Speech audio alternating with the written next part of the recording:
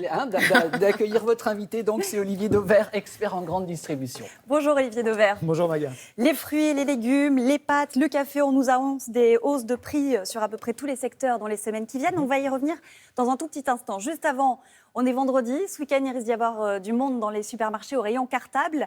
Où les fournitures scolaires sont-elles les moins chères ?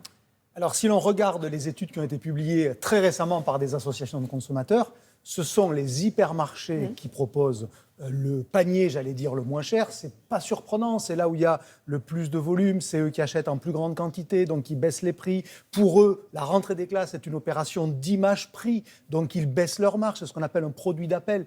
Donc oui, c'est quand même en supermarché, en hypermarché, principalement que les prix sont les plus intéressants. Avec un panier moyen 199,04 € oui, pour un élève on va de dire 6e. 200 € quand même pour être... Ça a augmenté de 2 € par rapport à 2020. Voilà.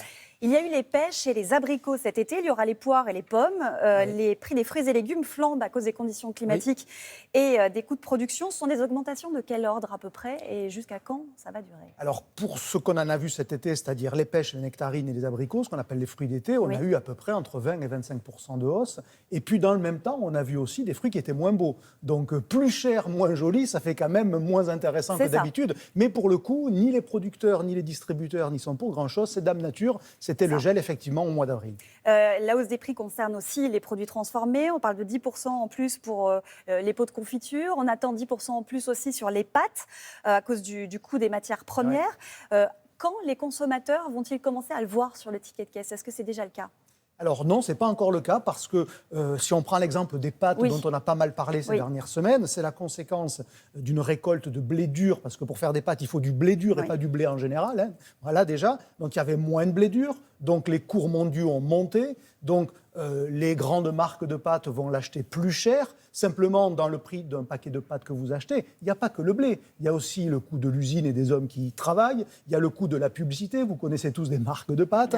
Vous avez aussi le coût du magasin. Il faut bien payer les gens qui y travaillent. Donc, ça marginalise un tout petit peu l'évolution du prix de la matière première à l'origine. Donc ça, déjà, c'est pour relativiser. Et puis après, il va falloir renégocier entre les marques et les distributeurs. Alors, on va en parler, justement. Ça va prendre quelques semaines. Donc, en gros, avant quelques semaines, on ne va pas voir le prix du paquet de pâtes augmenter pour répondre à votre question. Alors, in fine, ce sera quelques centimes sur chaque produit. Mais bon, ça finit par quelques euros quand même, une fois le passage en caisse.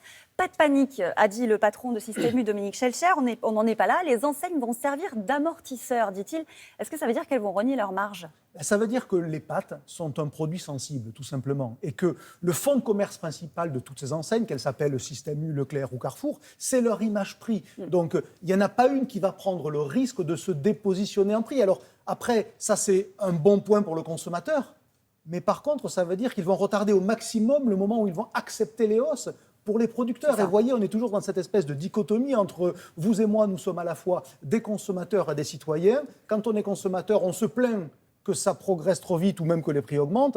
Et puis quand on regarde la même situation avec un prisme de citoyen, on se dit « Ah oui, mais il faudrait que les paysans soient mieux payés, que les caissières soient mieux payées, que les employés chez Panzani ou chez Barilla soient mieux payés. » Oui, mais tout ça, c'est le consommateur qui paye. Il n'y a quand même pas de mystère. Le distributeur n'est pas un bon samaritain philanthrope. Il peut jouer un peu, mais il ne peut pas absorber la totalité de la hausse. Il faudra bien que le consommateur à un moment, paye. En tous les cas, au moins pour ses convictions d'ailleurs. Parce que s'il veut que tout le monde vive mieux avant lui, il faut bien que lui, dans son assiette, ça lui coûte plus cher. Justement, vous le disiez, les discussions, elles sont en cours entre les distributeurs, la grande distribution et les producteurs. On sait que ça ne se passe jamais très bien, ce genre de discussion. C'est le principe quand vous achetez, quand vous vendez. Il y en a un qui cherche à vendre le plus cher possible et l'autre qui cherche à acheter le moins cher possible. Mais c'est souvent les producteurs qui sont les perdants, en tout cas c'est ce qu'ils disent. Est-ce que la grande distribution va tordre le bras aux producteurs ? Alors, dans une économie comme celle dans laquelle on vit, c'est-à-dire où on produit beaucoup de tout, c'est finalement celui qui consomme qui a le pouvoir. Celui qui consomme, c'est vous et moi. Donc c'est nous qui, au final, sommes les plus forts dans cette chaîne-là. Et par notre comportement individuel, quand on décide d'aller plutôt dans l'enseigne A ou dans l'enseigne B, eh bien, on fait sa propre richesse à elle. Et ainsi de suite. Donc oui, les distributeurs sont plus forts que les producteurs, mais parce qu'ils sont plus près de moi, consommateurs, tout simplement. Et il se trouve en plus qu'ils sont mieux organisés, alors que les producteurs sont très désorganisés. Donc évidemment que dans ces négociations, c'est déséquilibré.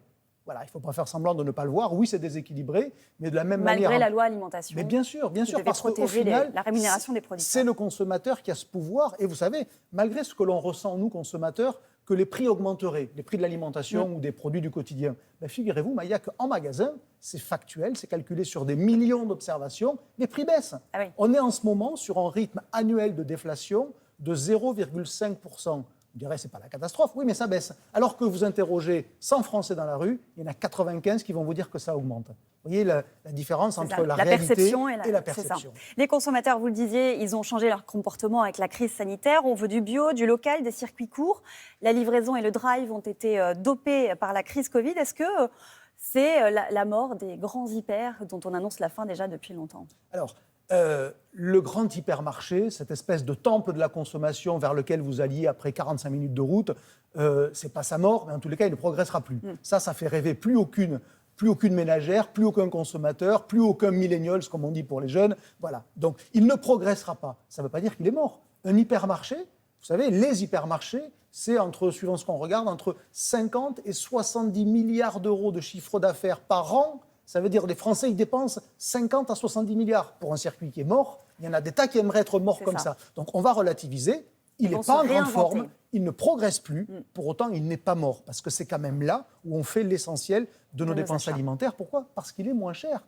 Parce qu'un grand magasin, ça écrase les coûts, ça permet de vendre moins cher. Et dans ces produits-là, quand vous vendez moins cher, vous vendez plus. Donc, vous êtes capable d'être moins cher, donc vous vendez plus. Ce qu'on appelle le cercle vertueux du discount. Voilà. Merci beaucoup, Je vous en Olivier prie. Dauvert, d'avoir été notre invité.